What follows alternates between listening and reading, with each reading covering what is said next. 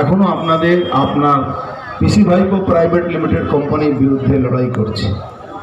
আপনি ভাবুন তো, আপনি 2019 সালে বলেছিলেন কি এখানে অর্জুন সিং বিজেপি প্রার্থী 1,99,999 ভোট দিয়ে যদি হারে, 2 লাখের 1 ভোটও কমে, তাহলে আমি কিন্তু রাজনীতি থেকে সন্ন্যাস নিয়ে নেব।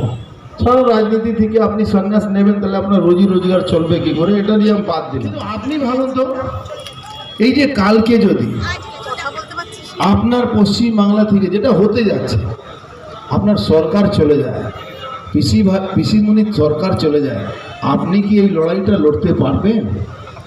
আপনি কিন্তু লড়তে পারবেন না। আপনি সরাসরি এখান থেকে আমেরিকা পালিয়ে যাবেন, হাজার হাজার কোটি টাকা ওখানে জমা করে রেখেছেন, আপনি কিন্তু লড়তে পারবেন না।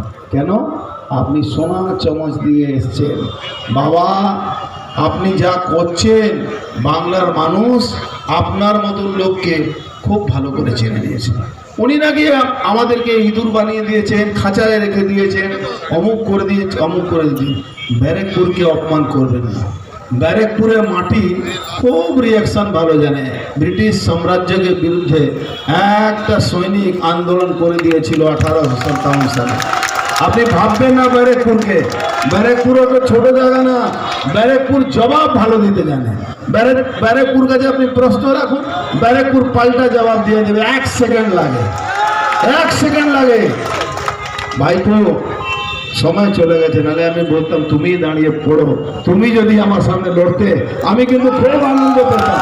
তোমাকে চ্যালেঞ্জ থাকলো, তুমি আগামী দিন, তুমি তো বাংলার অনেক বড় বাঘ শিয়াল যা আছো, বাঘ আছো, শিয়াল আছো, কি আছো আমি জানি না, কিন্তু জয় শ্রীরাম। কিন্তু যদি তাহলে তুমি আগামীবার তোমার সরকার থাকছে না, তাহলে তুমি এসে এখানে এমপি সিটে লড়ে যাও। আর যদি এমপি সিটে না লড়ো, তাহলে ব্যারেকপুরে তুমি এমএলএ সিটে লড়ে যাও। তুমি যদি জিততে পারো, আমি আজকে বলছি, আমি কিন্তু রাজনীতি ছেড়ে দেব। আমি কিন্তু রাজনীতি ছেড়ে দেব।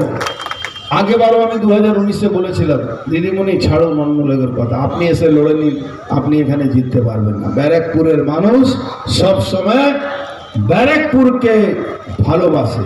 ব্যারেকপুরের মানুষ ব্যারেকপুর নামে জবাব দিতে ভালো। এখানে তৃণমূল কে করছে বলুন তো? বা পুলিশ বা গুন্ডা? মাঝখানে কোনো পাবলিক আছে তৃণমূলের সঙ্গে? কোথায় থেকে ধার নিয়ে আসতে হচ্ছে। আর এইটাও সময় চলে গেছে দিদিমণি, আপনার কিন্তু সময় শেষ। আপনি কিন্তু আর বাংলায় ক্ষমতায় থাকতে পারবেন না। এটা কিন্তু বাংলার মানুষ বুঝতে পেরেছে। আপনাকে যারা বাঁচাবার দায়িত্ব নিয়েছে, তারাও কিন্তু আপনাকে আর বাঁচাতে পারবে না। আপনার ভাইপো কথা ছেড়ে দিন। সব থেকে প্রথম যখন আপনার সময়টা খারাপ আসবে, এখান থেকে কে পালাবে জানেন? ভাইপো ব্যানার্জি। ঘুরে তাকাবে না কি আপনি কোন পরিস্থিতিতে আছেন, সরাসরি এখান থেকে পালিয়ে যাবে আমেরিকা বা লন্ডন। অলরেডি আপনি খবর নেই, ওখানকার নাগরিকতা নেওয়ার জন্য অ্যাপ্লাই করেছে। অলরেডি নাগরিকতা নেওয়ার জন্য ডুয়েল নাগরিকতা, এমনি বাড়ির লোকেরা ডুয়েল নাগরিকতা নিয়ে থাকে, কারণটা আপনারা সবাই জানেন। তো এখন ডুয়েল নাগরিকতার জন্যে ও চেষ্টা করছে। আগামী দিন ইডি থেকে বাঁচবে কি না বাঁচবে, সবটাই সময় অপেক্ষা। আমি শুধু এই কথাটা বলে যাই, 100 বার উনি তো আমাকে ইঁদুর বানাবার জন্য উনি মন্ত্র জাপ করবেন, কিন্তু উনি ভুলে গেছেন ইঁদুর থেকে যে শের হয় তাকে পুনঃ মুস্ক ভাব বলা যায়, কিন্তু যে শের জন্মায় যে শেষ অব্দি শেরই থাকে। আসুন ব্যারেকপুরে লড়ে দেখান।